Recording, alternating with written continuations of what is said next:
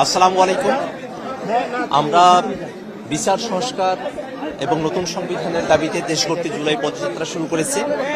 আজকে জুলাই পদযাত্রার 25তম দিনে আমরা শাহজালালের পুণ্যভূমি সিলেটে এসেছি। আমাদের পথসভা হয়েছে এবং এই মুহূর্তে আমরা হযরত শাহজালাল রহিমউল্লাহর যে মাজার, সেখানে আমরা জিয়ারতে এসেছি। আমরা তার মাজারের সামনে দাঁড়িয়ে দেশবাসীর জন্য দোয়া করেছি, বাংলাদেশের স্বাধীনতা সার্বভৌমত্ব যেন অক্ষুণ্ণ থাকে সে দোয়া করেছি। বাংলাদেশের মানুষেরা নানা ধরনের বিপদ আপদের মধ্যে থাকেন, সেই বিপদ আপদ মুক্তভাবে যেন শান্তি এবং সমৃদ্ধিতে সম্প্রীতির মধ্য দিয়ে বাংলাদেশ পরিচালিত হতে পারে, তেমন দোয়াই আমরা এখানে করেছি। একই সাথে বাংলাদেশের মানুষেরা যাদের হাত ধরে এখানে ইসলামের সুশীতল ছায়াতলে আসতে পেরেছিলেন, সেই হযরত শাহজালাল, শাহপরাণ, শাহ আমানতের যে বাংলাদেশ, সেই বাংলাদেশে যেন সকল ধর্মের মধ্যে যে সম্প্রীতির সুবাতাস তাদের সময়কালে ছিল, সেই সুবাতাস যেন এখন পর্যন্ত বহমান থাকে, সে দোয়াই আমরা এখানে করেছি।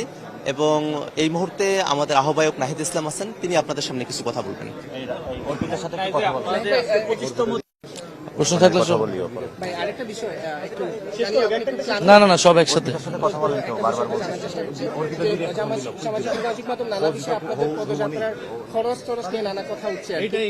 এটা কি এখানে তো বলার বিষয় না।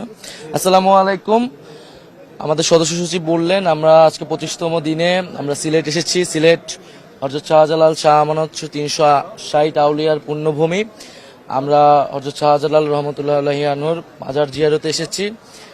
গৌর গোবিন্দের সাথে উনি লড়াই করেছিলেন, জালেমের বিরুদ্ধে লড়াই করেছিলেন, সাধারণ মানুষের পক্ষে সামাজিক নেতৃত্ব দিয়েছিলেন। শাহজালাল শুধু ধর্মনেতাই ছিলেন না, আমাদের এখানে সুফি সাধকরা যেই আকাঙ্ক্ষা এবং পরিশ্রম থেকে তারা কাজ করেছিলেন, ইসলাম প্রচার করেছিলেন, সেই দায় দরদ এবং ইনসাফের ইসলামের পক্ষে আমরা জাতীয় নাগরিক পার্টি কথা বলছি, কাজ করছি।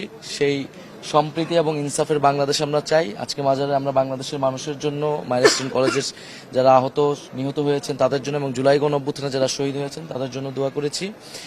এবং এখানে জেনারেল ওসমান গনি, মুক্তিযুদ্ধের যিনি সর্বাধিনায়ক ছিলেন, তার কবর রয়েছেন, আমরা তার কবরও জিয়ারত করেছি। এবং বাংলাদেশের আজকে আপনার সিলেটে দেখেছেন যে আমাদের কানায় কানায় পূর্ণ ছিল, আমরা জায়গা দিতে পারি নাই। মানুষের, সাধারণ মানুষের যে প্রত্যাশা, আকাঙ্ক্ষা, আস্থার জায়গা আমরা প্রত্যেকটা জায়গাতেই পাচ্ছি। ইনশাল্লাহ আমরা সফলভাবে এই পদযাত্রা শেষ করে ঢাকায় 3রা আগস্ট আমাদের যে দাবি বিচার সংস্কার এবং নতুন সংবিধান এবং জুলাই ঘোষণাপত্র, সেই দাবিতে আমরা সফল হব বলে আশা ব্যক্ত করছি।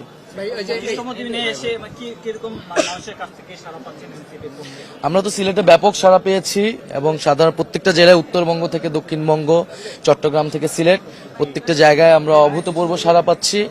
এবং অনেক জায়গায় বাধা বিপত্তি থাকলেও আমরা কিন্তু মানুষের বাধা বিপত্তি বাদ দিয়ে আমাদের কাছে আসছে। এবং ইনশাল্লাহ আমরা আশাবাদী যে আমরা যেই গতিতে এগোচ্ছি, 4 মাস 5 মাস বয়সে একটি রাজনৈতিক দল, আমাদের সেই সারা আমরা অব্যাহত থাকবে এবং দেশের মানুষের জন্য জুলাই গণঅভ্যুত্থানের আকাঙ্ক্ষা নিয়ে আমরা এগিয়ে যেতে পারি। শেষ প্রশ্ন একটা, দেশের মাজার রিলেটেড আসে, দেশের বিভিন্ন মাজার ভাঙা নিয়ে আসলে অন্তর্বর্তী সরকারকে অনেকেই নানাভাবে আসলে আখ্যায়িত করার চেষ্টা করেন, কি বলবেন এই বিষয়ে, যেহেতু মাজার জিয়ারত এসেছেন? আমরা এদেশের যেই সংস্কৃতি, ইতিহাস, ইসলামী ঐতিহ্য রয়েছে তার প্রতি আমরা শ্রদ্ধাশীল। আমরা সরকার আইন শৃঙ্খলার বিভিন্ন জায়গায় সরকারের এই ব্যত্যয় ঘটেছে, তো সরকার এই আইন শৃঙ্খলার বিষয়টা কঠোর হবে, এটা আমাদের প্রত্যাশা। এবং আমাদের এই ইতিহাস, সংস্কৃতি এবং ইসলামী ঐতিহ্য সেটাকে আমরা ধারণ করব।